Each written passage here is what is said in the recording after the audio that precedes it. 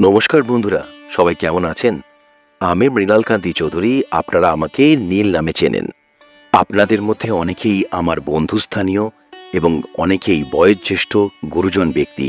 বন্ধুস্থানীয়দের কাছ থেকে ভালোবাসা এবং বয়োজ্যেষ্ঠ ব্যক্তিদের কাছ থেকে আশীর্বাদ নিয়ে আজকের ভিডিও শুরু করছি। লাইক আর শেয়ার করে আপনাদের ভালোবাসা ও সাহচর্য আমাদেরকে প্রদান করবেন। আমরা অপেক্ষায় থাকব। আমাদের তো অনেক রাগ ক্ষোভ ভগবানের উপর, তাই না? ভগবানের কাছে প্রার্থনা করে ফল না পেলে আমরা তো ভগবান বদল করে নিয়ে থাকি। কিন্তু এমন মানুষও তো আছেন আপনাদের মতো, যারা লোভে কিছু পাবার আশায় নয়, শ্রদ্ধায় মাথা নত করেন ঠাকুর ও মায়ের কাছে। তবুও তো আমরা সাধারণ মানুষ। যখন রোজকার দুঃখে কষ্টে জেরবার হয়ে দুর্ভাগ্যের শিকার হয়ে ঠাকুর ও মায়ের কাছে নিজেদের কষ্টের কথা বলি, ঠাকুর ও মা আমাদের কথা শোনেন। কিন্তু হয়তো আমরা নিজেরাই নিজেদের চিনি না বা জানতে পারি না। আপনাদের মধ্যে এমন কেউ থাকতেই পারেন যিনি হয়তো সত্যি আলাদা আমাদের থেকে, কিন্তু আমাদের মনুষ্য চক্ষু তাকে উপলব্ধি করতে অক্ষম।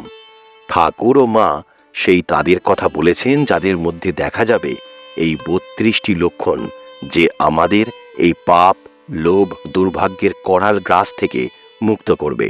আপনাদের মধ্যে অনেকেরই এরকম অনুভূতি আসে। সবার কল্যাণ স্বার্থে দয়া করে সকলকে জানান কমেন্ট করে। আমাদের জীবনে দুঃখ কষ্ট নিত্যসঙ্গী। রোজকার জীবনে যখন দুর্ভাগ্যের শিকার হই, তখন আমরা ঠাকুর ও মায়ের কাছে নিজেদের সব কষ্টের কথা জানাই।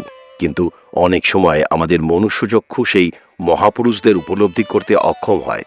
ঠাকুর ও মা বলেছেন, সেই মহাপুরুষদের চিনতে হলে ৩২টি শরীরের লক্ষণ দেখে চিনতে হবে। প্রাচীন হিন্দু শাস্ত্র অনুযায়ী একজন প্রকৃত মহাপুরুষের মধ্যে এই ৩২টি বিশেষ লক্ষণ থাকে। মহাপুরুষদের মধ্যে এই লক্ষণগুলি থাকে যা তাদের অন্যদের থেকে আলাদা করে দেয়। তারা সত্যিই অসাধারণ, যারা মানব সমাজকে ন্যায় ও সত্যের পথে পরিচালিত করেন। আমাদের উচিত সেই মহাপুরুষদের চিনে তাদের কাছ থেকে আশীর্বাদ ও দিক নির্দেশনা গ্রহণ করা।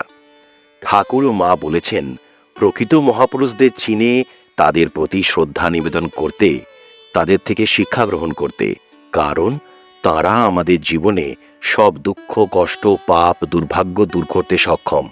আমাদের মনুষ্য চক্ষু হয়তো তাদের চেনার ক্ষমতা রাখে না, কিন্তু তাদের মধ্যে থাকা ৩২টি শরীরের লক্ষণ আমাদের সেই মহাপুরুষদের চিনতে সাহায্য করবে।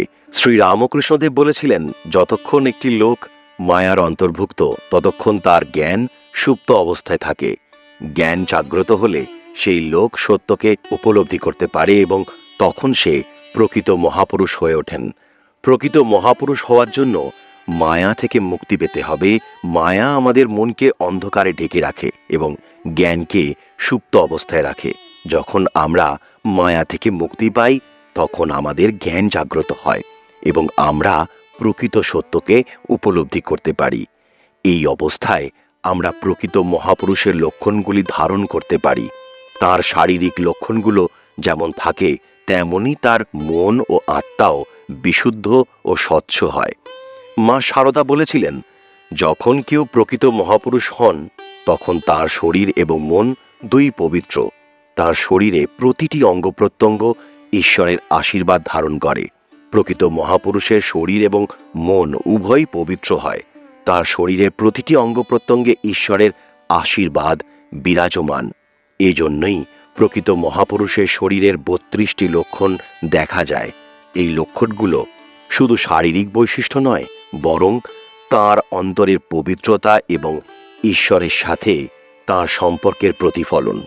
স্বামী সর্বপ্রিয়ানন্দজি মহারাজ বলেন, প্রকৃত মহাপুরুষরা তাদের শরীরের মাধ্যমে ঈশ্বরের মহিমা প্রকাশ করেন।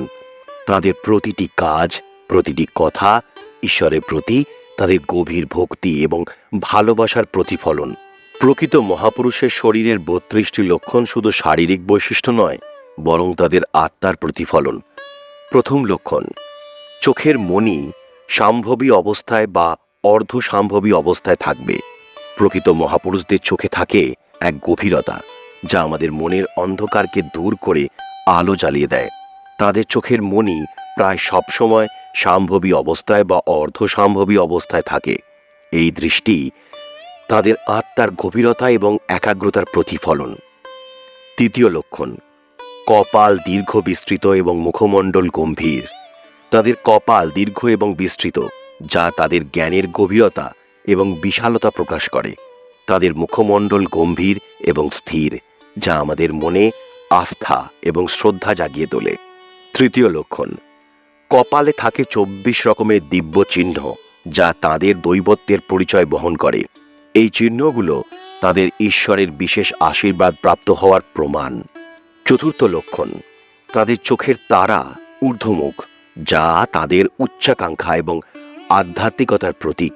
তাদের দৃষ্টি অন্তর একাগ্র, অন্তর্ভেদী এবং স্বচ্ছ, যা তাদের সৎ ও নির্ভেজাল মনোভাবের প্রকাশ। পঞ্চম লক্ষণ, তাদের চোখ অপলক এবং বিস্তৃতক্ষণ পলকহীন, যা তাদের একাগ্রতা এবং নির্মলতার প্রতীক। তারা নারীদের এবং পুরুষদের প্রতি সমান দৃষ্টিভঙ্গি পোষণ করেন। ষষ্ঠ লক্ষণ, তাদের চোখের আকার নারীদের জনির আকারের মতো হয় এবং চোখের মণি গাঢ় নীল বা বাদামি রঙের হয়। এই বৈশিষ্ট্য তাদের শুদ্ধতা এবং কোমলতার প্রতীক। সপ্তম লক্ষণ, তাদের মস্তক বড় এবং ভারী হয়, যা তাদের গভীর জ্ঞান এবং চিন্তার প্রতীক। অষ্টম লক্ষণ, তাদের কান হস্তিকর্ণ বা গরুর কর্ণ বা উন্নত কর্ণ হয়, যা তাদের শারীরিক ও আধ্যাত্মিক শক্তির প্রতীক। নবম লক্ষণ, তাদের নাসিকা উন্নত দৃঢ় হয়, যা তাদের সাহসিকতা ও স্থিরতার প্রতীক। দশম লক্ষণ, তাদের জিভ নাসিকার অগ্রভাগ স্পর্শ করতে পারে, যা তাদের দৈবত্ব ও মহত্বের প্রতীক।